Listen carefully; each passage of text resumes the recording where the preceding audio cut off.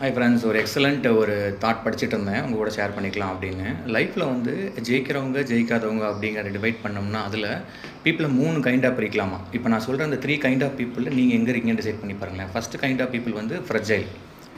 எதுக்கு எடுத்தாலும் ரொம்ப டிஸ்டர்ப் ஆயிடுவாங்க. பாஸ்ட் லைஃப்லேயே வாழ்ந்துட்டு இருப்பாங்க. சின்ன சின்ன விஷயங்கள் கூட அவங்கள டிஸ்டர்ப் பண்ணிடுவோம். இவங்களை ஈஸியாக நீங்கள் டிஸ்டர்ப் பண்ண முடியும். இது வந்து ஃப்ரெஜைல் பீப்புள். செகண்ட் பீப்புள் வந்து ரோபஸ்ட் அப்படின்னு சொல்லுவாங்க. இந்த பீப்புள் யார் அப்படின்னா நல்ல கான்ஃபிடென்ட்டாக இருப்பாங்க. இவங்க ஓகே.